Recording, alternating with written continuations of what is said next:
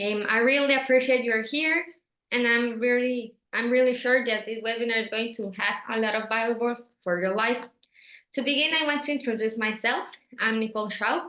I'm the coordinator of CAFI, the Central America Angel Fund Initiative. In CAFI, we are the network of angel investors in Central America that supports entrepreneurs who use technology to resolve Latam's biggest challenge. I'm confident that this webinar is going to be very, very interesting. Here is Kamal. Kamal is the facilitator of this webinar. He's an expert of angel investment and VC. And I'm going to tell you a little bit of Kamal. Kamal is the managing partner of Loyal VC. And Loyal is the fund Kamal which he had available during his 20-year career as an entrepreneurial CEO and 15 years as an angel investor. It draws upon his professional and philanthropic experiences and network formed as a global director with the founder Institute Accelerator, former INSEAD Alumni Association President, as a consultant at Bain Co, as an engineer at IMAX. He has an INSEAD MBA and a degree in engineering physics from Queen's University. He has traveled to over 100 countries and speaks 5 languages. So I want to introduce you to Kamal. And Kamal, now is now your time to shine. Mucho gusto. Voy a presentar en inglés. Puedo entender más o menos español también, pero let me continue in English for now because this will be much easier. But we can try to take questions in both languages if needed. So this is really a talk for angel investors to really try to share with you some of the secrets of angel investing, some of the things I wish I knew when I started angel investing, and just to really help you understand the activity you're in, whether you're an expert or if you're an expert, this will give you some interesting challenges, maybe some data to look at. If you're a novice, it should help you inform how you invest moving forward. So as mentioned, I've been an entrepreneur. I've been an angel investor, and I was when I walked into angel investing, I started off, my undergrad was engineering physics. I was top of my class at INSEAD. I was a Bain Company consultant. So of course I had this ego, and I was successful in my first business. So I thought, I'm this amazing investor. I know what the statistics are. The statistics apply to everybody else. They don't apply to me because, of course, I'm so much more experienced. I have so many more reasons why I should be able to do better than the average. And I learned a lot of humility. So look, my portfolio was just basically industry average, which is out of 10 investments I made when I started off, 7 investments failed completely. 2 investments I made a little bit of money on. 1 investment I made 30 times my money on, so 1 out of 10, and home runs are actually 1 out of 25, as we'll get into. It took me 14 years to get that 30x back again. So there was a lot of sort of learning the timeline, the patience. I still have a very good portfolio return. I have a 4.6x realized return on my portfolio, but it was a very humbling process. So let me jump in and talk a little bit about this. Let me start off by just talking about why should you even consider angel investing? Why not just go into the stock market? And look, there's a lot of personal reasons. You may enjoy angel investing because it gives you personal gratification, because you want to get involved with companies, etc. And I'm not going to talk a lot about those personal reasons. I'll just focus in on the sort of the pure financial things you should be considering. The first thing to consider is if you look at tech companies back 30 years ago, tech companies would list very early, and you could buy new tech companies on the stock market and get returns which are exceptional returns. If you look at companies that have listed more recently, more and more companies are staying private longer and longer and longer, and you aren't going to be able to access massive tech returns unless you invest privately, either as an angel in companies at an early stage, through VC funds, through private equity funds. SPACs was a sort of a little bit of a fleeting thing, but this is really one of the reasons is if you want tech returns, you have to invest in private markets. Many of you may or may not have thought of the fact, and this is US data, it's very similar around the world. Of course, we all know that public companies are less than 1% of the companies out there. And we know the public companies are bigger, but what we don't always realize is public companies make up less than half of the total economy. Typically, more than half of the economy comes from private companies. So if you don't invest in private companies, you're missing half the economy. There's another split. I showed it to you by sales.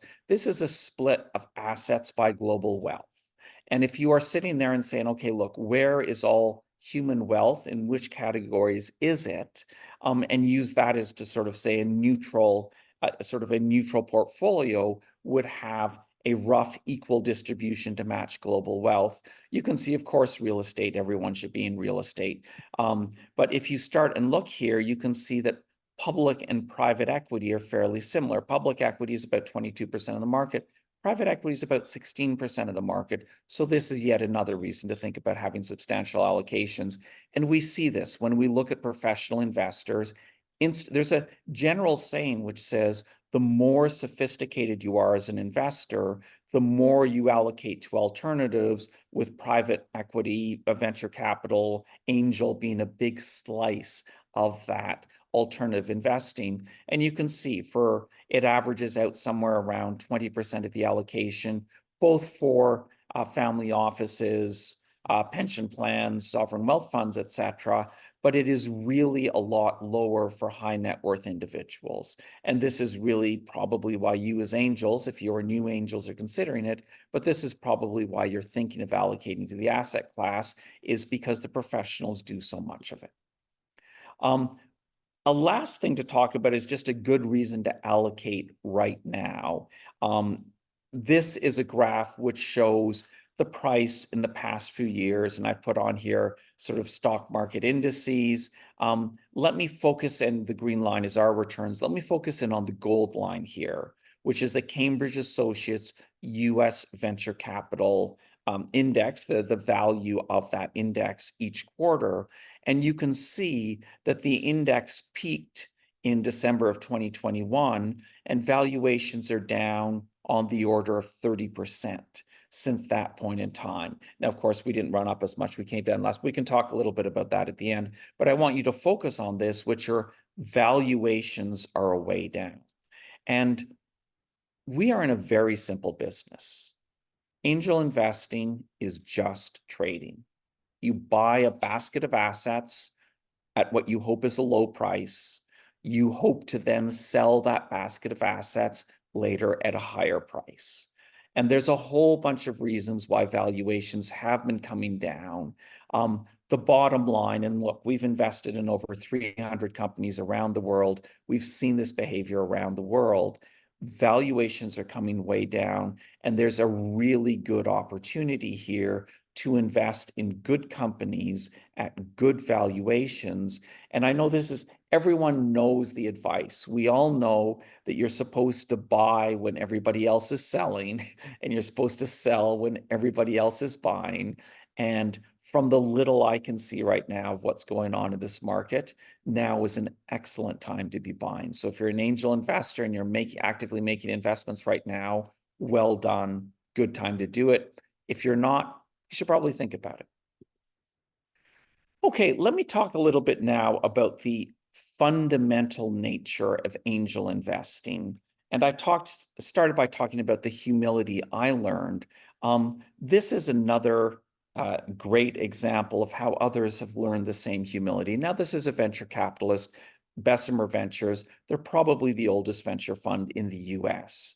And they have on their website a list of their anti-portfolio, a selection of companies that they said no to and why they said no to them. So you can see Apple, Google, Tesla, Zoom that we're on right now. They had a chance to invest in Zoom and they said no. But if you look at why they said no, and they have the reasons up there, it's a really fun thing to read. For instance, with Facebook, they said, hey, kid, have you never heard of Friendster? Move on, it's over. Or for PayPal, they said, come on, rookie team, regulatory nightmare, forget it. So the reasons were very rational, very good reasons to say no. And yet, in saying no, they missed out on some of the top companies of our generations. So let me show you a little bit. So that's the first thing to think about, is just sort of the math here. Let me actually show you the underlying math. And this is underlying math for the venture capital industry, but it looks very similar for the angel industry. So basically, 65% of your companies that you invest in will fail to give you the money back that you invested. In fact, 50% will fail absolutely. The next 31% of the deals will give you between 1 to 10 times your money back, averaging out to around 3 times your money back. And if you do the math here and say 65% give you a little bit, 31% give you 3 times your money back, you can see that with 96% of all your investments done, you will start up with the same money back that you started with many years later with a lot of effort and a lot of heartache. Where you make your profit is in the top 4% of your deals. And you will typically, you can make 10, 20, 50 times your money there. 1 in 25 deals, 4%, but that 4% will allow you to roughly double your money again. And this is the real math we're working with, is lots of failures, some companies that do okay, but they just cover the failures, and 1 in 25 deals where you make your profit. So one of the things that we looked at here is we said, look, every VC knows this, most angels know this, so everybody knows you're supposed to invest in home runs, and yet VCs, the brilliant people who do this professionally, only get it right 1 in 25 times. And that really led us to sort of question a little bit, what is the nature of angel investing? There's a lot of people who will give you a whole formula to follow, which says you want an experienced founder, large market, this, and they try to give you the recipe of angel investing, treating it very much like an activity which is like cooking. And we looked at this and said, yes, of course, you want to use some intelligence there, and really try to triage out companies which are almost certain to fail. But maybe this is a little bit more like poker. And in poker, you can start off with hands which look very good or very bad. And ultimately, as the cards are drawn over time, a hand, an investment that looked amazing may turn out to be the worst investment there, and investments which look really bad may end up to be the ultimate winners. So our view is that maybe angel investing should be thought of a little bit more like playing poker, where the future is unpredictable and you should invest accordingly. There's some more data on this actually, and you can sort of think of this as false positives. Think of this as, is this an activity about trying to avoid losing money? Where you're trying to say, okay, look, if the company's going to fail, I shouldn't invest in it. But if you sit there saying, well, okay, here are all the reasons these companies are all going to fail, and this little company, Facebook, is going to fail because there's a big competitor, Friendster, already dominating the market out of Silicon Valley. There's some little company in Boston, forget it. You can miss out on some really good investments. And there's actually some data from Abe Ottman of AngelList, a Kaufman Fellow in 2019. He sat down and he ran through all of the AngelList investments, and he said over a 10-year investment window, indexing, which is funding all credible deals, beats 90 to 95% of investors picking deals. Even if you have an advantage at picking deals, by investing in more companies, you give yourself more chance to get lucky. So this is really the sort of first piece of advice, is if you're thinking about angel investing, however much money you're thinking of investing, think perhaps about putting smaller amounts of money into more deals, because having more deals generally is going to give you outperformance as a strategy. Now, of course, you don't turn off your brain and invest in everything, because as he says here, you have to invest, for this to work, you have to invest in every credible deal, companies that have a chance to succeed. And there's still a lot of skill taken in assessing whether something has a chance in succeeding or not. But at least when you're doing that assessment, err on the side of, okay, if I'm not sure, let's give them a chance and put a little money in and see what happens. The reason this diversification works is pretty clear, which is if you're funding everything credible, your chances of missing out on these very rare mega winners go down. And you can see the chance of having a 50x in your portfolio is 0.4%. Only 1 in 250 companies that gets this. So of course, ideally, you want to invest in hundreds of companies. There's a famous venture fund called 500 Startups, which is called 500 Startups because if you do the math, you want to invest in at least 500 startups for this to be a smart investment strategy. Now, of course, it's a good start to invest in 50, 100. Investing in 50 or 100 companies is a lot better than investing in 5 or 10. And it's certainly going to give you good chances of getting at least some good investments, some home runs out of that. There's actually some math here, which we did. If you look, there's venture fund returns, and they looked at a distribution of venture fund returns, Cambridge Associates, and they said, what were the returns of the portfolio as a whole over the period they looked at it, annualized returns, and you have top quartile funds are above 20%, bottom quartile funds are sort of a few percent or lose you money, and the median funds come in here around 10 or 11%. Now, we took that data we just showed you here, we ran it through a Monte Carlo simulation with 10 investments, and you got, and this can be 10 angel investments as well, we got a good match of reality versus the model. And if you then take this model and says, what happens if instead of 10 investments, you do 150 investments, you see some interesting things happen. First of all, you can see that you have much less spread. People think about venture capital or angel investing as a risky asset class. It is only risky if you do a small number of deals. If you do a large number of deals, it becomes much less risky as an asset class, with returns here somewhere between, looks like something like 8% to 20%, very roughly. But you can also see that the more investments you make, the more the median return goes up. So because you are more likely to have some of those outliers, your median return from your portfolio will go up to be about a sort of 12, 13% return, which is actually very good when it's compared to public markets. So this is another reason to think about it, is if you diversify enough, you can do a few investments, and great. If you're doing 10 investments because it's fun, wonderful. Because you like the industry, wonderful. Do that with your play money. But if you're doing 10 investments, it is very risky.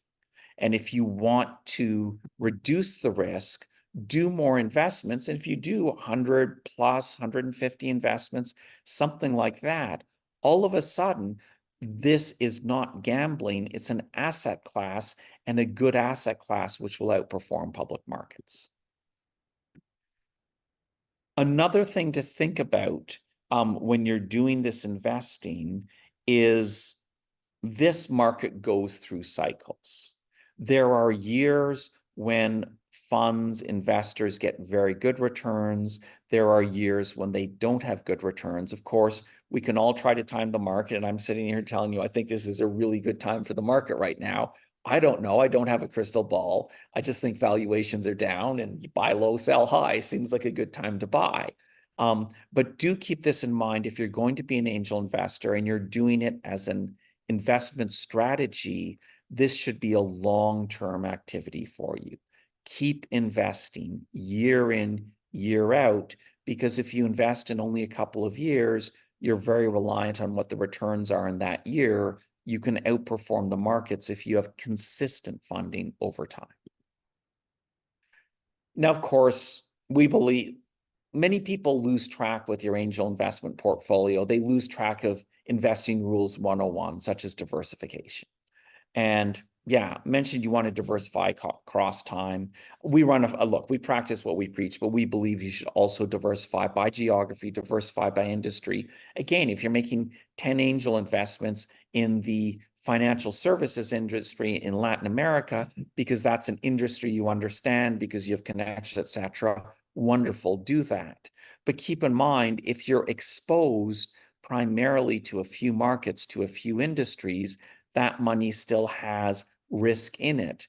And the more you can diversify, have some investments in the US, have some investments in Europe, really try to expand a bit, especially if you're doing 100, 150 investments, you want to diversify by geography, by sector, by vintage I talked about. We also diversify by venture stage, but there's really a lot of different types of diversification to think about. And of course, you should also consider diversifying by entrepreneur characteristics. And this is one a lot of people forget. Our industry does a horrible job of investing in companies run by women. 3% of venture capital dollars go to companies which are led by a woman CEO. And yet there was a lovely study out by BCG in 2018, which said, when you invest in a woman-led company, you generate 250% more revenue per dollar of funding. Now, of course, we can sit here and say, well, does this prove that women are so much better? You should only invest in women. And by the way, there's another thing here, which is not enough women are investing. I don't know how many of the angels in the group right now are women. Strongly encourage women to think about this, because it's a way to make a little bit more money, and it doesn't have to be risky if it's properly diversified. But the theory was, okay, not enough investors, too many investors are men, men are all biased. Let's have women investing, and the women will invest in women. It's actually 16% of VC decision makers who are women and growing. And I share stats for angel investing. There's more stats for VC than there are for angels, but it's 16% growing who are women, yet the fraction of VC dollars to women is flat. So you can sit there and say, are women better? I think it's very simply that women are underfunded, because dollars are going primarily to companies with a male CEO. And if you want to know, there's actually a really good study on why that is. And this is a study which was done in Harvard. They took an identical company, identical pitch, and they had the pitch voiced by different actors, and they showed a picture of that actor, and they asked rooms of investors, potential investors, to judge the pitch. And what they found out is there was a remarkable difference in the score of people gave, and sort of we'll take as the baseline case, a very average looking, unexciting looking man scored a 4.95. The same pitch delivered by a good looking man was scored a 5.21, and delivered by a woman was scored considerably lower. So you're seeing a large divergence on scores here. So one of the things to be aware of is when you do a process which involves judging entrepreneurs based on their pitch, there often seems to be a built-in bias. And by the way, this was men or women had the same issue. And if you want to avoid the bias, there's a really simple solution. It's called fund companies based on the numbers, based on what they've done, based on the metrics, and funds who invest based on evaluating metrics rather than listening to pitches outperform have significantly more women funded. So Social Capital, 40% women CEOs, Clear Code, used to be Clear Bank, we're funding 8 times more women than the VC industry average, and our own fund Loyal, 33% of the companies we fund have a woman CEO. That's over 100 women funded to date. So this is just pretty simple. Keep in mind this bias. If you're a traditional venture fund who uses pitches, you're probably missing out on great deals and missing out on this 250% times, because you're overlooking very good qualified women and are funding less qualified men in their place. Let me talk a little bit about, I've shared a lot of the data, so let me share now what we did and how we set up our fund. And this is a strategy which you can apply yourself to any of your investing. It doesn't have to be through a fund like ours. You can do this yourself. And our strategy was to say, look, if the results are unpredictable, if you can't tell upfront if a company is going to be a Facebook or a modest success or a failure, then write more checks. And you can see we do 6 investments every month, but we start with a very small investment. In our case, we start with a $10,000 first investment because that allows us to see what's going on in the company. And you can follow the same strategy, a small first investment to get involved in the company, reserving more capital for later investing opportunities. And then what we do is we stay in touch with the companies. We have a call with them every month. I mean, we do this for a living, so we systematically get reports every month, have a call every month. For you as sort of an angel, you may not want to be as actively involved with the companies, but do stay in touch because you can find out interesting things. And as you do, what we do is every month, we pick the top 2% of our portfolio and we do a larger check in them. And again, every month, we stay in touch with these companies, do a larger check to the top 2% of those companies so that ultimately we reserve 95% of our capital for follow-on investing. And you can do that same strategy. Think about it. For us, it's worked quite well. I'll show you our results at the end. But really what we're doing is we're investing just like a professional poker player bets on their hands, which is start with a small investment. As things become revealed over time, you can assess the odds better and then do larger and larger bets in the best companies. Now, you will notice one thing we do, which I think is key to this, is if you want to do good follow-on investing, you have to be very disciplined. So we only fund the top 2% of our portfolio every month with more money.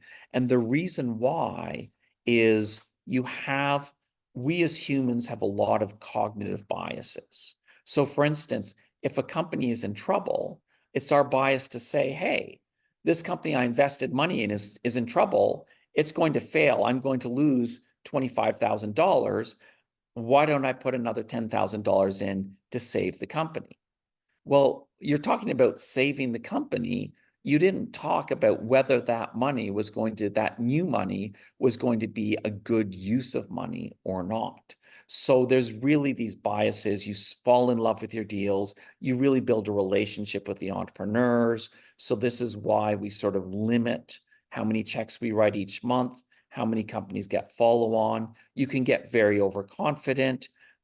Great. If it's play money, you think something's winning, throw a lot of money at it because it's your play money. If you're talking about managing a portfolio to get consistently better than public market returns, then you need to really think about diversification. And that's why we do fixed investment sizes at each stage. People can get very excited. You can get excited by the entrepreneurs. They can sell you well. You may be swayed by other factors. So we spend a lot of time on diligence and really look at performance and judge companies by performance. Now, I've talked a lot here about the sort of talking about us picking investments, us making investments into companies. Now, the truth is that you can only invest in the company if the entrepreneur lets you. And the thing is, as they say in The Economist here, and it's 2021, so it's a little while ago, but they said the question for VCs in Silicon Valley was less what startup to back and more whether a startup lets you invest. So let me tell you the secrets here on how to hack an entrepreneur's brain and how to make sure they will let you invest. They did a lovely survey. This was Kaufman Foundation, of over 100 entrepreneurs and over 100 VCs. And they said, what matters to an entrepreneur when they're deciding whose money to take? The number one thing, what people said was the number one factor, actually was the number one factor by both people, which is the relationship, the chemistry. People, if they like you, they're more likely to want to take your money. So treat entrepreneurs well. Yeah, sort of treat people well, and you're more likely to be able to get on the cap table. The number 3 factor, which VC said, was deal terms. What are the deal terms? And the deal terms includes both the price and, of course, common preferred shares, what the preference terms are, etc. But they were right that that was this was a key factor. What the VCs said was the second most important factor. It says it's the brand of the VC, it's the investor experience, investor network. All these factors didn't matter to the founder. Their factor number 3 was investor speed. So if you want to get into good deals, you need to move quickly. Now, of course, the flip side of that is you still need to do diligence well, which is why I'm recommending doing small investments in companies first, because then you can do your diligence. And of course, if you invest quickly at before you have any money in the company, you're taking a big risk. But if you have money in the company and are watching them and staying in touch, then when the company's in good shape, you've done the diligence and you can then move very quickly and beat other people. And this was factor number 3 for the founders. By the way, for what it's worth, factor number 4 for the founders was other founder references. How you treat the entrepreneurs that you invest in is going to influence whether other entrepreneurs are going to take your money. This was really the most important factors, and we've done exceptionally well at this so far. And I will have to say, I mean, one of our secrets is we've got a network of over 1,000 advisors around the world who support the companies. So I'm not going to take all the credit for this, but we have a 98% acceptance rate to date of our follow-on investments. So we've done a remarkable job of getting entrepreneurs to say yes to us because we build a relationship with them. We do offer good deal terms. We've got great advisors to support the companies. And then because we're in the right place in the right time, we can move very quickly. Follow this formula. It can work for you as well.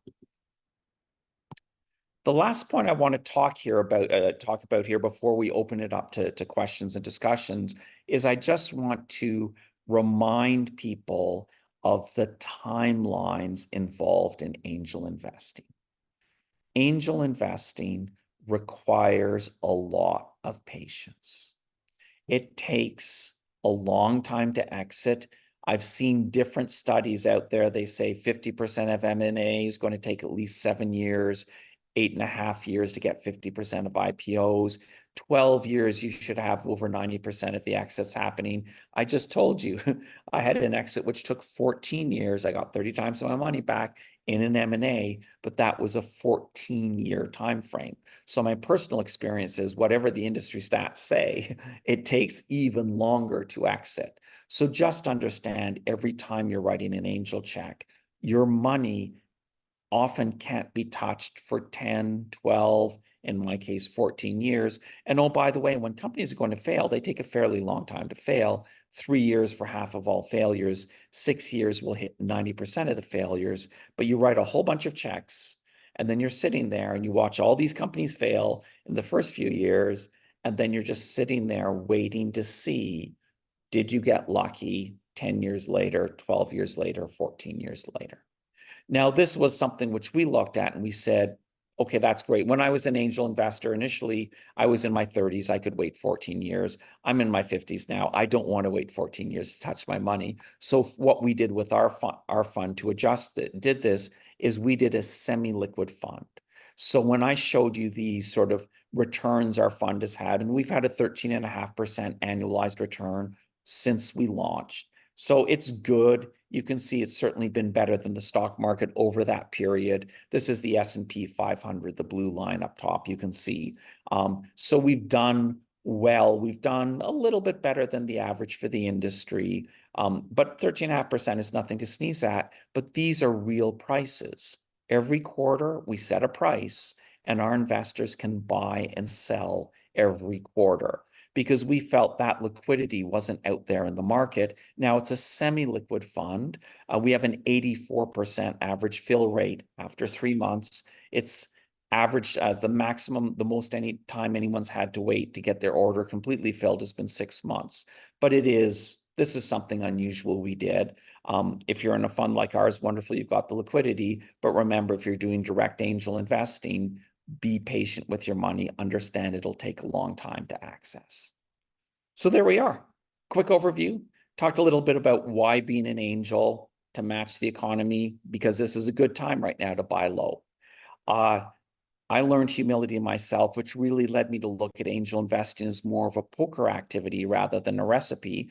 And I mean, look at the Bessemer Ventures anti-portfolio or the industry stats, where in the VC industry, every investment they make, they're convinced it's got a good chance of being a home run, yet 65% of the time those companies fail, and they only get it right 1 in 25 times. So for us, we think that maybe this isn't as predictable.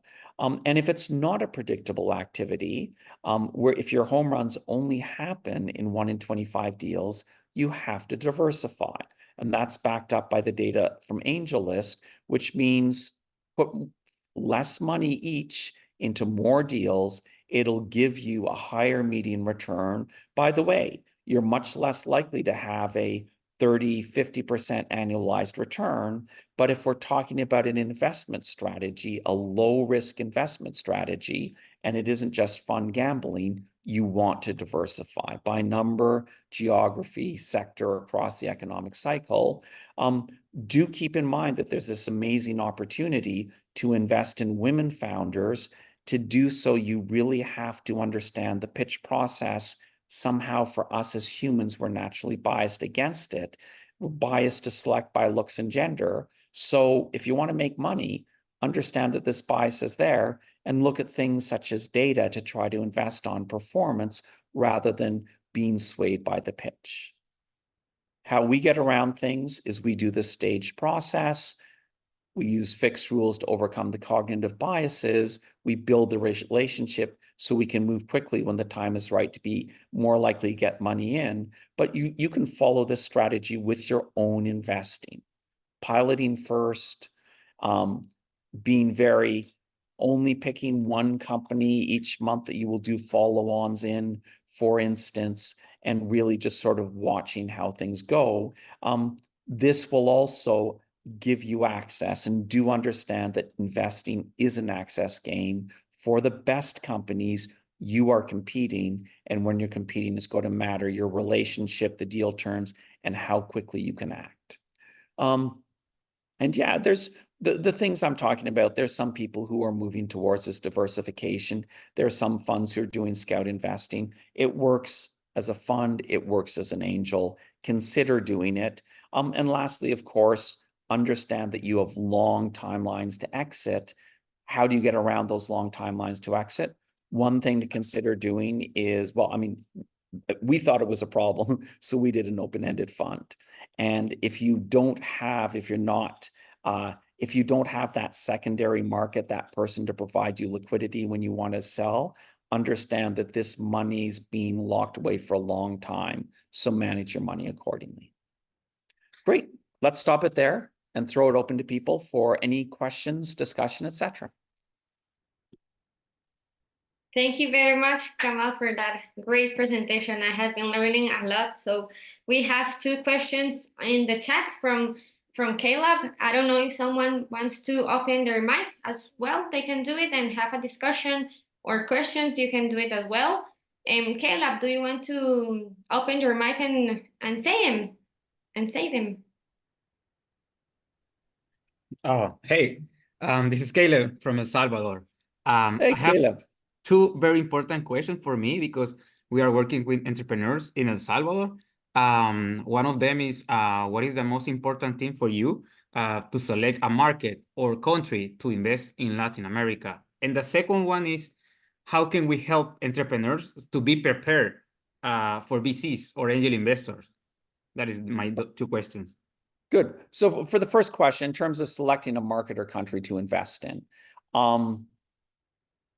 let's be honest, there is a strong degree of country risk in a number of different Latin American countries. Things are unpredictable.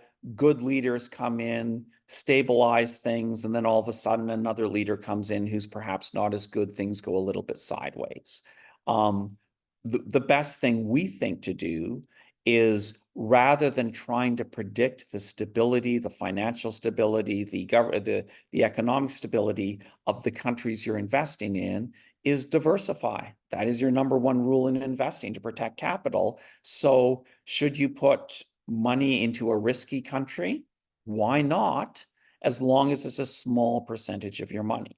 So yeah, of course, invest in Salvador, but if you have 5% of your money in Salvador versus 100% of your money in Salvador, it makes a big difference. And you have 5% in Chile and 10% in Argentina, Peru, etc. Having that diversification really makes a big difference. Because remember, there's a flip side of country risk, which is the returns are often higher. So you can often get higher returns in higher risk countries because there is less capital that wants to invest in them. And as long as you're diversified, you'll be very happy. You will, on balance, make better returns. The second thing was in terms of helping entrepreneurs be prepared for VCs or angel investors.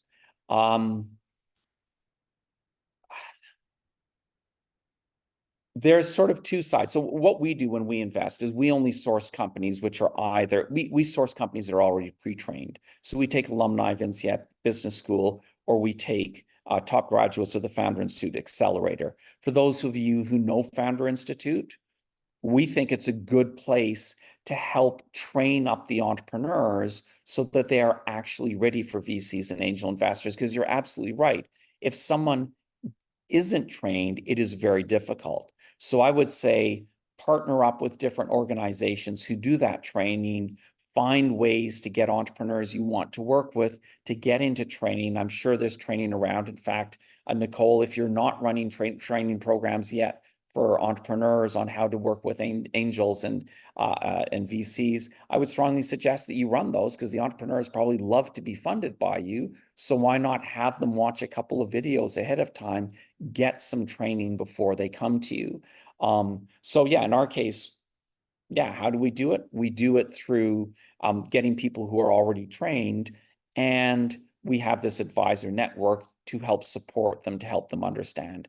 Because you're right, there is a lot of training to do. Now, having said that, we like to invest in common shares. And if you're investing in common shares, there's a lot less training to do. It's fairly straightforward to say, we're doing this equally. And we actually think you make more money in the long term through investing in common shares, but I'll get into that if people care. Yeah. Okay, thank you. Thank you very much for your answers. Welcome. Thank you very much. Does someone has a comment about it? Okay, then we have many questions in the chat. Dana is asking if has Loyal thought about investing in Central America? We already have invested in Central America. We have investments in Mexico, well, that depends where it starts, in Panama, in Costa Rica. I'm trying to think where else, and of course in Colombia and etc. through South America. But in Central America, we've got a couple of investments. It's Costa Rica, Panama are the two that come to mind immediately. Jose will tell me if I'm forgetting any, but those two countries for sure we're in. Yeah, Dominican Republic as well, we're part of. Thank you. Dominican Republic also, yes. That's great. We're waiting for Loyal in Guatemala, El Salvador, Honduras. You're always welcome here as well. Ileana Figueroa is asking, what have you learned from investment that haven't been been as successful? You know, it's a really good question. And I think that's one of the mistakes we make as investors, is we draw conclusions from failures when sometimes that failure is just luck. And look, I've been an entrepreneur for 20 years. I ran a number of different businesses. I was the same person all the way through. Some of the businesses succeeded and some of the businesses failed. And I look at myself and I say, why did that one fail? And okay, so I was a little bit too early for the market, but if we'd met the right customer at the right time, it would have worked. Or we met the right funder at the right time, it would have worked. And I'm very firmly convinced of that, which really leads me to look at this and say, what have I learned? I mean, yeah, I can learn little things. So for instance, we had a problem recently where we hadn't taken, watched the company's financials well enough to help them understand ahead of time some accounting mistakes they make. So one of our companies, for instance, had a tax bill piling up, which she didn't realize because it wasn't on her P&L, just in her balance sheet. And we weren't watching the balance sheet closely enough to be able to flag that for her. So there's some things like that. And so, okay, I should have been watching the financial statements more to watch out for things like this. But if I think about investments we made that failed, I mean, yeah, we had companies fail because the founder gave up. You want to see if the founder is committed to the business. We do some screening for that. But so there's little things you look at, but beyond those little things, I don't like to draw too many conclusions, because those conclusions are what stop you from missing out on the next Facebook. Thank you very much, Kamal. Enrique Garcia, you have a question. Do you want to open your mic and do it, or I can read it as well? You tell me. Okay, I read it for you. Enrique is asking, do CDGs play a crucial role for VC investing decision in startup? Do you think in the near future there will be a stronger influence? So in our case, the UN Sustainable Development Goals are something we look at. And actually, we look at it a different way, which is, look, we take money from high net worth individuals who give us some of their money to manage and invest on their behalf. And a number of those individuals, as you get wealthier and older, yeah, you still want to make money, but you also care about how that money is used. So what we do is we look at all our investments, and we want to make sure that every investment we make is either net neutral or positive for both. Besides financially, of course, you want to be making money. We also screen it to see if we think it has a large negative impact, either socially or environmentally, then we will screen it out. So we do that as sort of a screening mechanism. Partly it's to make ourselves feel good about who we're investing in, how we're working with those companies. It's also to allow our investors, some of whom really care about what's supported with their money, it allows our investors to feel better about having given money to us. So I think it does matter. I think if you're dealing with money from high net worth individuals, it really does matter, because yeah, the older you get, the more you think about, what is my legacy? What is the world I'm leaving behind? And then you start to care about these factors. Thank you very much for the question and for the answer, Kamal. We have another one from Daniel Guerra. He's asking, when he's telling, hello, Kamal, I have a question. What sectors do you think are emerging in the market? So we invest across sectors. We've got I mean, basically, you name the sector, we probably got an investment or two in it. So I can tell you what I have seen. So I'll talk about recent history, which was, and I think COVID was a great example of this. COVID was an unpredictable thing that happened. When this unpredictable thing happened, what did we see happen in our portfolio? Well, we had a number of healthcare investments, including an investment in a company that was doing research on specific type of RNA, which COVID falls under. So we had an investment that we made in 2019, which all of a sudden in 2020 looked like a brilliant investment. And we had a bunch of investments in e-commerce. Of course, healthcare and e-commerce boomed when COVID came along. Look at the past year or so, e-commerce has been coming down and collapsing. By the way, travel collapsed. In the past year, what's happened? E-commerce is down, travel is up.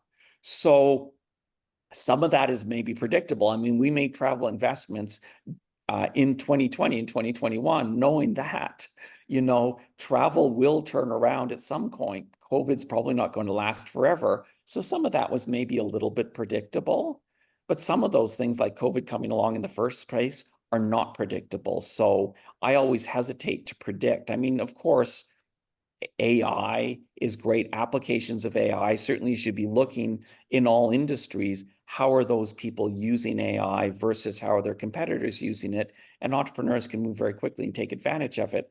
But I hesitate to name a specific sector.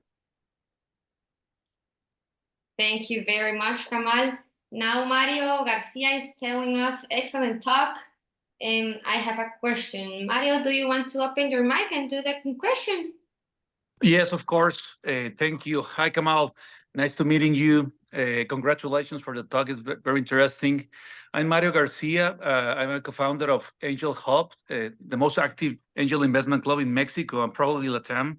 I'm also director of the chapter Monterrey of the Founder Institute. So we have a lot of things in common.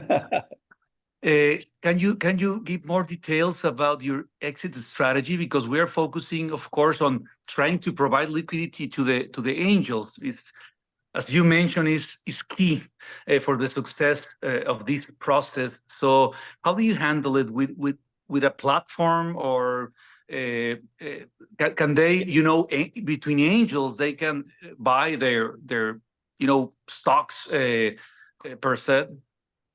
So look, I think that's an excellent thing that you can do as an angel group, is actually set up this liquidity platform, especially find a few people who are interested in secondaries, and ideally more wealthy people interested in secondaries, and then you can run your own secondaries. What we do, I mean, and if you're doing secondaries, of course, everybody knows, I know lots of people who run secondary funds, whatever the value, typically you take the last transaction that the company transacted at and you discount by 20 to 30%. And that is a typical fair value. In our fund, we actually, people transact with the fund. It's legally a redemption of the units. So you just say, hey, I want to sell my units back to you. And what's the current price? And we use that current price. So you're actually selling without a discount. Now, having said that, in our fund, we don't want people trading every quarter. So there is early exit penalties, which if you sell in less than 4 years, it's 5%. Then 10%, or you sell in the first 2 years, it's 15% penalty. It's still less than the 20 to 30% discount you would pay, but that is something we do in our own fund. But we do that because we run a fund where we're raising money and using that money. Part of it goes to pay out sellers every quarter. So we make our own market, but you can certainly do a secondaries market. I think that would be a brilliant thing to do. And if I were joining an angels group, to know that angel group had an active secondary market so I could sell on my holdings if I needed money would make it very attractive to me. Perfect. Thanks a lot. And I will contact you very soon. Okay, excellent. And yeah, do send us good companies from Monterrey. I don't know if we've got any referred from you yet, so we'd love to get referrals from your program. We have been talking to you guys, and yes, we have a very interesting portfolio, including Nowports, for example. Good. So we can talk more offline. Thank you. Of course. Thank you. Thank you, Mario, and thank you, Kamal. And the next question is from Sabina, from Salva, sorry. And it says, how important is to invest in startups with fair valuations aligned with industry multiplies? It's a deal breaker for you if they're valued at really high multiplies. So because of the way we invest, when I'm doing a first small check, I don't care if the company is overvalued, because that first small check is not about making money. That first small check is about having access so that I know what's going on in the company. So will I write a small check at what looks like an unfair valuation to get access? Sure, I will. On all the follow-on investments, at that point, we care very much about fair valuations. But in our case, it's because we're trying to decide which of our existing portfolio companies should be allocated more money. And when you're comparing two companies, one in Costa Rica, one in India, one in Silicon Valley, and you're comparing those three companies, and all three of them might have equal progress, of course, you're going to care a lot about what the valuation is because you're trying to pick the best one. So if the Costa Rican company has best valuation, that gets it. If it's Silicon Valley has it, that one gets it as well. But we think, look, venture capital, angel investing, buy low, sell high. So the price you pay when you buy really does matter. So yeah, we think a lot about, there are some people in our industry who says, look, it doesn't matter what price you pay because if the company succeeds, you're going to make so much money anyway. And if you have that perfect crystal ball that you can predict who is the next Facebook, of course, invest at whatever valuation they want because you can predict that. But if you can't predict that and you're buying a basket of companies, then yeah, valuation matters quite a bit. By the way, that is yet another reason to consider investing in companies led by women, because often there is less competition for those deals. And when there's less competition for a deal, often the price is better. And if the price is better, you will make more money when you exit. Thank you very much, Kamal. Does someone has another question, comment in these 2 minutes we have left? Okay, I think no one has another question. So to wrap up, I would like to encourage everyone as well to check out the study conducted by Quantico. If someone wants a little more of information about the VC research in Latam, I will send the link right now. And as well, I invite you everyone to join the CAFI, the Network of Angels in Central America. It will be an honor to have you. And right now, I left you with Jose with the final words. Thank you, Nikki. So hi, everyone. I'm Jose. I'm with Loyal. I'm the one team member who sits in Latam. I move around Costa Rica, actually, and Mexico. So it's good to see a lot of you I've met in the past. So I just wanted to say that my email's there. We'd like to talk to each of you if you have some more interest. If you want to learn more about how we do VC, about the companies that we're part of, and if we can have more network effects between Loyal and all of Latam, we're really keen to talking to you. So please send us an email, reach out on LinkedIn. Happy to keep conversations going. Thank you very much, Kamal and Jose, for your invaluable time, your interesting talk, and for everything. I think it was very great. Our pleasure. And good luck with supporting the ecosystem. It really makes a big difference to the entrepreneurs. So feel good about what you're doing to support entrepreneurship. Thank you very much, Kamal, and we're keeping in